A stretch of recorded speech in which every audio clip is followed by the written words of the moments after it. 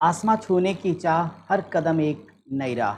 नमस्कार मेरे प्यारे विद्यार्थियों, आप सभी का Kirtiman academy official YouTube channel पर स्वागत और हार्दिक अभिनंदन है। एक बार फिर से हम आपके एनसीईआरटी के संपूर्ण इतिहास के क्लास के साथ हाजिर हैं और प्राचीन इतिहास के स्रोत पर आज हम आखिरी क्लास करने वाले हैं। इसके पहले 2 सेगमेंट आप इस पे कर चुके हो। वैसे आप लगातार 8वीं क्लास कर रहे हो, आप 8 हो चुका, आज 9वीं क्लास होगी माय डियर। तो आज मैं 1 सेकंड भी कुछ समय गंवाए बगैर, क्योंकि time is money and time is power, सीधे करूंगा सेशन की शुरुआत। लेकिन रोज कह के जा रहा हूँ, आप में से आधे लोग कमेंट करते हो, आधे छूट जाते हो। भाई 10 सेकंड का काम होता है, हम आपके लिए इतनी मेहनत करके पीडीएफ पीपीटी क्लास में आते हैं, क्या आप 1 सेकंड में फटाक से लाइक और कमेंट नहीं कर सकते? शेयर तो आपका हक बनता है, वही तो आपकी गुरुदक्षिणा है, बाकी तो मैं कुछ मांगता भी नहीं हूँ आपसे। ये कहता क्यों हूँ? मैं तो अभी बोलता भी नहीं था, वो इसलिए ताकि आपके बहुत सारे ज़रूरतमंद साथी हैं, जब क्लास लेता हूँ कितने सारे कमेंट्स आते हैं, सर एनसीईआरटी एनसीईआरटी एनसीईआरटी। तो मेरे भाई, मैं आप तक पहुँचा, आप उन तक पहुँचाइए ना सेशन को, वो लोग भी पढ़ें, उनको भी लाभ मिले। तो चलिए बिना देरी के आज के सेशन की मैं सीधा शुरुआत करूंगा।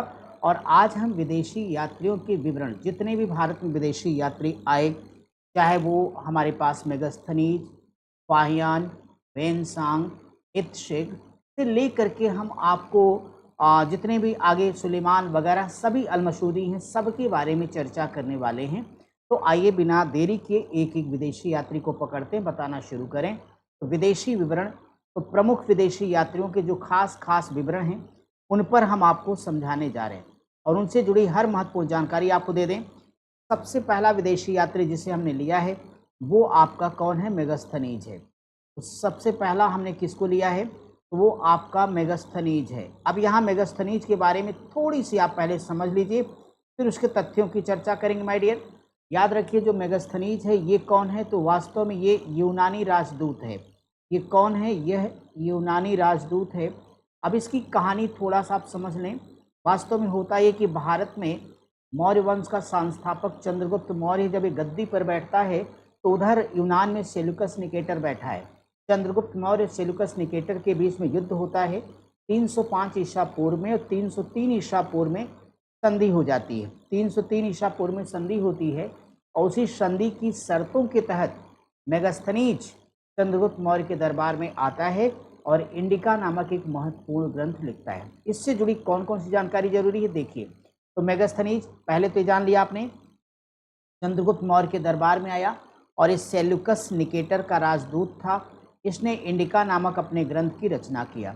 इसमें इसने मौर्यों की जो राजधानी है पाटलिपुत्र, उसको क्या बोलता है? ये पोपालिम बोथरा या पोलीब्रोथा, दोनों शब्दों का इस्तेमाल करता है। और ख़ास बात यह है कि इस मेगास्थनीज को भारतीय इतिहास का पिता कहा जाता है।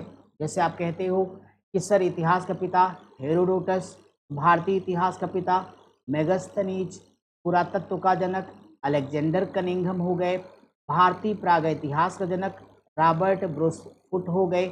इसी प्रकार से भारतीय मुद्रा शास्त्र का जनक पिछले इलेक्शन बताया था जेम्स प्रिंसेप होंगे। इनको आपको थोड़ा सा ध्यान में रखना चाहिए। और इसे सामान्यतः पहला विदेशी राजदूत माना जाता है, इसको मेगास्थनीज को। मेरे भाई, अब मैं आपको थोड़ा फाहियान के बारे में बताऊं। जैसे मैं फाहियान के बारे में बताऊंगा आपको, ये फाहियान, अगर फाहियान को लिया जाए तो 399 ईस्वी में भारत आता है और 414 ईस्वी तक ये रहता है। ये आता है किसके समय में? तो ये चीनी बौद्ध भिक्षु है जो भारत में गुप्त वंश के शासक चंद्रगुप्त द्वितीय विक्रमादित्य के शासन काल में आता है। इसका विशेष उद्देश्य था यहाँ पे बौद्ध धर्म से संबंधित जानकारी लेना, और ये भगवान बुद्ध की जन्मस्थली लुम्बिनी की यात्रा भी करता है। कुल मिला के भारत में 14 वर्ष तक रहता है। ये कहता है कि भारत के लोग सामान्य लेन देन में कौड़ियों का इस्तेमाल करते हैं। कई बार आप सुनते होंगे 2 कौड़ी का। तो ये फाहियान का कहना है कि भारत के जो सामान्य लेन देन करने वाले लोग हैं वो कौड़ियों का इस्तेमाल करते हैं। साथ ही साथ इसने चांडाल लोगों के बारे में भी बड़ी महत्वपूर्ण बात बताई है कि चांडाल लोग जब अपने घरों से बाहर निकलते थे तो ये ढोल टाइप का या नगाड़ा टाइप का कुछ बजा के चलते थे। इनके गांव, इनके जो घर थे किसके? चांडालों के बस्ती से बाहर होते थे, और जिस रास्ते से निकलते थे बाजा इसलिए बजाते थे ताकि कोई और आके इनको छू के अछूत ना हो जाए। ये फाहियान कहता है। मेरे साथी, अगला एक महत्वपूर्ण यात्री है वेनसांग। अगले यात्री का क्या नाम है? वेनसांग। अब देखिए वेनसांग को जानिए। वेनसांग ये वर्धन वंश के शासक हर्षवर्धन के समय आता है। ये शियुकी नामक एक ग्रंथ लिखता है और इसे तीर्थ यात्रियों के राजकुमार के नाम से जानते थे। मैं बताऊं कि सम्राट हर्षवर्धन के समय 629 ईस्वी ईसा पूर्व में 629 ईस्वी में भारत आता है और शियुकी नामक इसका ग्रंथ है लिखा इसने, जिसमें हर्षवर्धन के समय का राजनीतिक और सामाजिक इतिहास हमें जानकारी मिलती है। सम्राट हर्ष को ये शिलादित्य कहता है। सम्राट हर्ष को ये शिलादित्य के नाम से संबोधित करता है।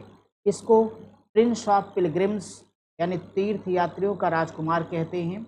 और याद रखिएगा, वेनसांग ने नालंदा विश्वविद्यालय में बौद्ध धर्म की पढ़ाई की, अध्ययन किया और जिसमें नालंदा विश्वविद्यालय में गया वहाँ पर कुलपति आचार्य शीलभद्र थे। ये सवाल पूछा जाता है। ठीक है, अगला यात्री बड़ा ही महत्वपूर्ण है, अलबरूनी। कौन है? ये हो जाएगा आपका अलबरूनी। देखिए अलबरूनी की बात करें कि तुर्कमेनिस्तान का फारसी विद्वान था और ये महमूद गजनबी के साथ सोमनाथ मंदिर के आक्रमण के समय भारत आया था। इसका पूरा नाम है अबू रेहान मुहम्मद बिन अलबरूनी। ये महान गणितज्ञ और ज्योतिष का जानकार भी था। तहकीक ए हिंद या किताबुल हिंद की रचना इसने किया। भारत का अध्ययन करने वाला ये पहला इस्लामी विद्वान है। इसे इंडोलॉजी यानी दक्षिण एशियाई अध्ययन का पिता और पहला मानव शास्त्री भी माना जाता है। किसको? अलबरूनी को। याद रखिएगा। अगला जो महत्वपूर्ण यात्री है वो है मार्को पोलो। क्या नाम है? उसका नाम है मार्को पोलो। कौन है जी? तो मार्को पोलो होगा। अब जरा मार्को पोलो के बारे में जानिए। इसका जन्म इटली के वेनिस शहर में हुआ। प्राचीन रेशम मार्ग से यात्रा करके एशिया चीन पहुंचने वाला ये पहला यूरोपीय व्यक्ति है। मार्को पोलो की प्रसिद्ध पुस्तक है the travels of Marco Polo. इसकी सूचनाओं में वारंगल के काकती वंश की शासिका रुद्रांबा देवी प्रथम महिला शासक की प्रशंसा करता उनकी जानकारी मिलती है। और मार्को पोलो को मध्यकालीन यात्रियों का राजकुमार भी कहा जाता है। इन्होंने चीन में कागज की मुद्रा, डाक व्यवस्था, चश्मा के प्रयोग के बारे में पश्चिमी देशों को जानकारी दी या अवगत कराया। मार्को पोलो के महाभाष्य से शुंग वंश के इतिहास का पता चलेगा। यानी यह पांड्य शासक कुलशेखर मारवर्मन के शासनकाल में आती। ये जानकारी हमारे लिए ज़्यादा जरूरी है, इसका बहुत मतलब नहीं है। मार्को पोलो पांड्य शासक कुलशेखर मारवर्मन के शासनकाल में भारत आया था। कुल मिलाकर के ये दक्षिण भारत की यात्रा पर आया। कुल मिलाकर ये कहाँ आता है? तो दक्षिण भारत की यात्रा पर ये आता है। ठीक है, अब जरा हम विलियम हॉकिंस की बात करें। जैसे हमने विलियम हॉकिंस बोला होगा, आपको 1608 और मुगल सम्राट जहांगीर की याद आई होगी, तो आप सही समझ रहे हैं। कैप्टन विलियम हॉकिंस ये वास्तव में 24 अगस्त 1608 को अंग्रेजी ईस्ट इंडिया कंपनी की पहली समुद्री यात्रा पर आता है और हेक्टर नामक जहाज से आया था। किस जहाज से? हेक्टर नामक जहाज से आता, सूरत में उतरता है। हॉकिंस को बादशाह जहांगीर ने खान या फिरंगी की उपाधि दी थी। उसके पास इंग्लैंड के राजा जेम्स प्रथम का निजी पत्र था, लेकिन वह जहांगीर से फैक्ट्री स्थापित करने की अनुमति प्राप्त करने में असफल रहा। इसके बाद थॉमस रो आएगा, 1615 में आएगा। ये अंग्रेज राजनयिक है। 18 सितंबर 1615 को जहांगीर से सूरत में एक अंग्रेजी फैक्ट्री की सुरक्षा की मांग किया। उसके द्वारा general of mission of the Mughal empire एक किताब है, इससे हम भारतीय इतिहास को जान पाते हैं। निकोली कोंटी माय डियर, ये इटली का व्यापारी है जो विजयनगर के शासक देवराय प्रथम के शासनकाल में आएगा। अब्दुल रज्जाक के फारस का है जो कालीकट का राज्य के राजदूत था। इन्होंने विजयनगर के देवराय द्वितीय के शासनकाल में यात्रा की। अब्दुल रज्जाक देवराय द्वितीय याद रखिएगा, ज़्यादा जरूरी है।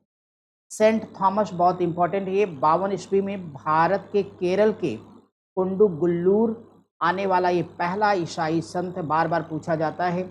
इन्होंने सर्वप्रथम नंबूदरी ब्राह्मणों को ईसाई बनाया था। यानी भारत में अगर किसी को सबसे पहले ईसाई बनाया गया तो ब्राह्मण हैं। ब्राह्मण में कौन? नंबूदरी। कहाँ के? दक्षिण भारत के। सेंट थॉमस के द्वारा बनाया गया। थोड़ा सा हम विदेशी यात्रियों के विवरण के बारे में आपको बता दें तो यहाँ एक तरफ आपको यूनानी यात्री, फिर ये चीनी यात्री हैं और ये मुस्लिम यात्री हैं। यूनानी यात्रियों में सिकंदर से पहले भारत आए मुद्दा नहीं, सिकंदर के पहले यात्री कौन कौन से? एक तो टेशियस है जो कि भारत आया था, ईरान का राजद्वैत था। हेरोडोटस ये भारत कभी नहीं आया था, हालांकि इसे इतिहास का पिता कहा जाता है, इसकी पुस्तक है हिस्टोरिका।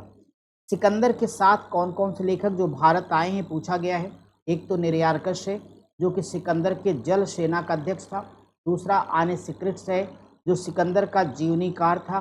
तीसरा अरिस्टोबुलस है जो कि हिस्ट्री ऑफ वार नामक पुस्तक का लेखक है। तो सिकंदर के साथ निरयार्कस, आनेसिक्रिट्स और अरिस्टोबुलस नामक यात्री आए हैं, ये पूछा गया है। इसके बाद चीनी यात्रियों में फाहियान, सुंगयून, ह्वेनसांग, इत्सिक, मातवानलिन, चाओ जो कुआ जैसे यात्री आएंगे। मुस्लिम यात्रियों में प्रमुख है इब्ने खुर्दाब, सुलेमान, अल मसूदी, अल बरूनी। सबकी चर्चा मैं करूंगा, इनको भी आप जानते चलिए, बस आपको रिकॉल कराया। सिकंदर के बाद आने वाले यात्रियों का नाम लीजिएगा। सबसे बड़ा नाम मेगास्थनीज का है। सबसे बड़ा नाम, अभी हमने मेगास्थनीज की बात करी। मेगास्थनीज का प्रमुख ग्रंथ क्या है? पापकोक्सरी इंडिका नामक ग्रंथ हो जाएगा। दूसरा महत्वपूर्ण व्यक्ति है डाईमेकस। क्या नाम है? तो डाईमेकस हो जाएगा। तीसरा सिकंदर के बाद आने वाला महान व्यक्ति कौन होगा? ये डायोनिसियस होगा, डायनोसियस, ये हो जाएगा। मेगास्थनीज सेलुकस का राजदूत है। चंद्रगुप्त मौर्य के शासनकाल में भारत आने वाला ये पहला राजदूत बन जाएगा। डायमेकस सीरिया के एंटियोकस का दूत है, ये बिंदुसार के समय में आएगा। और डायोनिसियस ये मिस्र के टॉलमी फिलाडेल्फस द्वितीय का राजदूत था। कई बार विवरण मिलता है कि बिंदुसार के शासन के अंत में और अशोक के समय में आता है, तो यहाँ पे अशोक के समय में आया है, हमने यहाँ पे आंसर ले लिया। कुछ अन्य यूनानी रोमन लेखकों की बात करें तो टॉलमी जिसने ज्योग्राफी नामक ग्रंथ लिखी, इसको याद रखना। प्लेनी ने नेचुरल हिस्टोरी लिखी या हिस्ट्री लिखी, उसको याद रखिए। स्ट्रैबो ने ज्योग्राफिका नामक ग्रंथ लिखा है। पेरिप्लस ऑफ द एरिथ्रियन सी, इसके लेखक का अता पता लापता है, यानी ये अज्ञात लेखक की बहुत ही महत्वपूर्ण रचना है, बहुत ही महत्वपूर्ण रचना है। एक शब्द है अल रिहला। अल रिहला, अब थोड़ा सा ये नाम देख के आपको दिक्कत हो रही है, लेकिन किताब उल रहला कह दूं या केवल रहला कह दूं तो इब्न बतूता पहन के जूता आपको याद आ जाएगा। उसी पुस्तक की चर्चा करूंगा। अल रिहला ये अरबी भाषा में यात्रा, इसका अर्थ होता है यात्रा। अल रिहला या रहला का मतलब अरबी भाषा में होता है यात्रा यानी जर्नी। वास्तव में 14वीं शताब्दी में मोरक्को यानी अफ्रीकी, वास्तव में उत्तरी अफ्रीका से आया था ये, का विदेशी यात्री इब्न बतूता है। इसने एक अपनी किताब लिखी थी रिहला या किताब उल रिहला या किताब उल रहला, एक ही बात है। इसका यात्रा विवरण है। ये अरबी भाषा में लिखी गई थी और इसका अंग्रेजी में अनुवाद 1976 में ए महदी हुसैन के द्वारा किया गया था। इब्न बतूता मोहम्मद बिन तुगलक के समय में 1333 ईस्वी में भारत आता है। इससे भारतीय कृषि में फसलों और सामाजिक आर्थिक जानकारी हमें प्राप्त होती है। भारत में लगभग 14 साल रहता है। ये दिल्ली में प्रधान काजी की यानी काजी के पद पर, न्यायाधीश के पद पर नियुक्त करता है एमबीटी। यहाँ पे एक बात बताएं कि ये अचानक हमने रहला की चर्चा क्यों की। फीफा विश्व कप कतर में हुआ था 2022 में। फुटबॉल का नाम रखा गया था अल रिहला। इसमें जल में घुलने वाली स्याही और गोंद द्वारा एडिडास कंपनी द्वारा इसको बनाया गया था, तो अल रिहला नाम वहाँ से लिया गया, यानी अल रिहला मतलब जर्नी यानी यात्रा है। तो चूंकि ये हमने किताब पढ़ी थी मोहम्मद बिन इब्न बतूता की, सो यहाँ चर्चा में आ गया। बात समझ में आई? किताबुल रहना, इब्न बतूता, यहाँ चर्चा क्यों किया? क्योंकि 2022 के फुटबॉल कप में यहाँ पे इसका नाम रखा गया था अल रिहला। ये अब यहाँ पे जानना पड़ गया कि भाई अल रिहला मतलब जर्नी यानी यात्रा। अच्छा, यही तो नाम था इब्न बतूता की किताब का। और ऐसे पॉइंट पर ध्यान रखने से आपकी परीक्षा पास करना आसान हो जाता है, इसलिए हमने यहाँ पे इसको डिस्कस में लिया। प्रमुख अनुवादित पुस्तकें, वो किताबें जिनका ट्रांसलेशन किया गया और उनका ट्रांसलेशन किसने किया अनुवादक, उनको देखिए। महाभारत जिसको रज्मनामा नाम से किया गया, फारसी भाषा में कौन कौन था? बदायूनी, शेख फैजी, नकीब खां। रामायण का फारसी में अनुवाद बदायूनी के नेतृत्व में हुआ। भागवत पुराण का फारसी में टोडरमल। अथर्ववेद का फारसी में हाजी इब्राहिम। कल्हड़ की राजतरंगड़ी का फारसी में किसने अनुवाद किया? मौलाना शाह मोहम्मद शाहाबादी। लीलावती का फारसी में शेख फैजी। पंचतंत्र या कालिया दमन फारसी में अबुल फजल के द्वारा बहुत महत्वपूर्ण है। बाबरनामा का फारसी में अनुवाद करते हैं अब्दुल रहीम खान ए खाना, अब्दुल रहीम खान ए खाना। नल दमयंती की कथा शेख फैजी द्वारा। हितोपदेश और ये ताजुल माली के द्वारा किया गया। भगवत गीता या योग वशिष्ठ, इसको कौन करेगा? दारा शिकोह, जो शाहजहां का बड़ा बेटा और औरंगजेब का बड़ा भाई है। यहाँ पे एक बात याद रखना, विष्णु शर्मा की संस्कृत रचना है पंचतंत्र का फारसी में अनुवाद कौन करेगा? अबुल फजल। किस नाम से? अयार ए दानिश। किस नाम से? अयार ए दानिश। तथा हुसैन बिन अली अल बाइज अल काशफी के द्वारा इसका अनवर ए सुहेली के नाम से अनुवाद किया गया। किसका? पंचतंत्र का। मेरे भाई, कुछ मुस्लिम अरबी लेखों का संक्षिप्त परिचय है। यहाँ शायद आपको दिख नहीं रहा होगा, मैं अपनी फोटो गायब कर देता हूँ तो आप पूरा देख पाएंगे। अभी मैं वापस आ जाऊँगा, ठीक है। चलिए जरा इन लेखकों को एक बार हमारे साथ देखिए, फिर ध्यानपूर्वक समझने की कोशिश करें।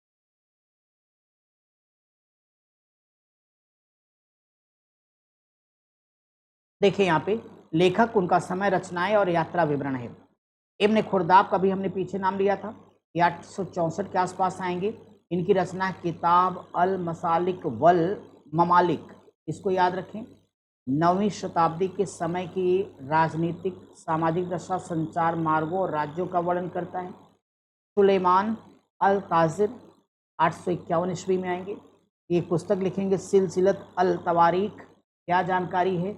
बंगाल के प्रसिद्ध मलमल कपड़े की गुणवत्ता के बारे में। पारस की खाड़ी से होकर भारत और चीन की यात्रा करने वाला ये अरबी लेखक था। मिहिर भोज को ये अरबों का शत्रु बताता है, इसको ध्यान रखिएगा। अल बिलादुरी, ये भी महत्वपूर्ण है, 9वीं शताब्दी में आएगा।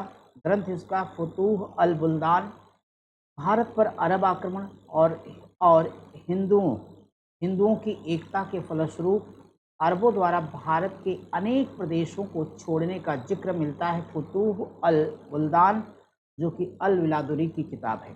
अल मशहूरी माय डियर 957 ईस्वी में, इसकी पुस्तक है मजरू अल जहाब या जहाब, ये बगदाद का रहने वाला था।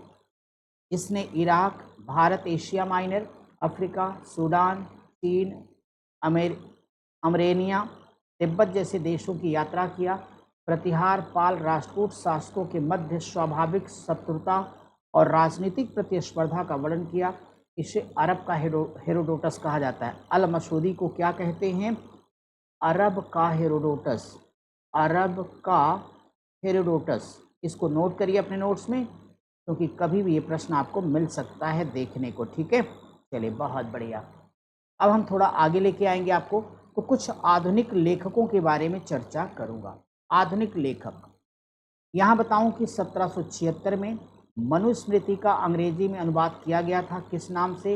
अ कोड ऑफ जेंटू लाज के नाम से। अगला पॉइंट याद रखना, सर विलियम जोन्स, जिन्होंने एशियाटिक सोसाइटी ऑफ बंगाल की स्थापना करी थी। कब? 1784 में। इनके द्वारा 1789 में कालिदास की रचना अभिज्ञान शाकुंतलम का अंग्रेजी में अनुवाद किया गया। इसी प्रकार से चार्ल्स विनकिंस ने 1785 में भगवत गीता का अंग्रेजी में अनुवाद किया।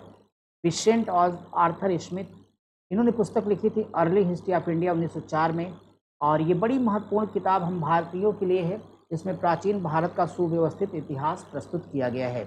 इसी प्रकार से एक ब्रिटिश इतिहासकार हैं A.L. वाशम, इन्होंने किताब लिखी वंडर दैट वाज इंडिया, 1951 में पब्लिश होती है। D.D. कौसाम्बी, जो कि मार्क्सवादी इतिहासकार हैं, इन्होंने क्या लिखा? An introduction to the study of Indian history, 1957 में आई। प्राचीन भारतीय इतिहास को जानने का एक महत्वपूर्ण स्रोत है। इसमें जनजातियों और सामाजिक आर्थिक विकास की अवस्थाओं का सर्वेक्षण किया गया है। तो मेरे प्यारे साथियों, आज के सेशन में हमने आपका पूरा का पूरा विदेशी यात्रियों के जितने महत्वपूर्ण पॉइंट है उनको, बार बार कह रहा हूँ कि हमने यहाँ पे आपके सामने उन तथ्यों को रखा है जो आपकी नई पुरानी दोनों NCERT में उपलब्ध हैं और आपके लिए बहुत पर्याप्त है। इतनी चीज़ें अगर आपकी समझ विकसित है, आप बहुत अच्छा कर ले जाओगे। तो यहाँ पे आके इतिहास का स्रोत आज हमारा यहाँ पे कंप्लीट हुआ। कल से जो आपका लेक्चर आएगा अगले क्लास में आएगा, वहाँ से हम पाषाण काल को पढ़ना स्टार्ट करेंगे। समझ गए आप? यानी 9 दिन लग गए आपको बेसिक बेसिक बातें समझाने में। यही तरीका पढ़ने और पढ़ाने का कि एनसीईआरटी सोचिए, जिस दिन हम अपने ब्रॉड लेवल पर अपने नोट्स पढ़ाएंगे, चीज़ों को बहुत ही कथा कहानी के माध्यम से, ट्रिकों के माध्यम से, डायग्राम के माध्यम से बहुत शानदार आपका तैयार कर देंगे। बस अगर आप समर्पित हैं लक्ष्य पाने के लिए तो पढ़िए और आगे बढ़िए। अगली क्लास में फिर मिलेंगे। नमस्कार।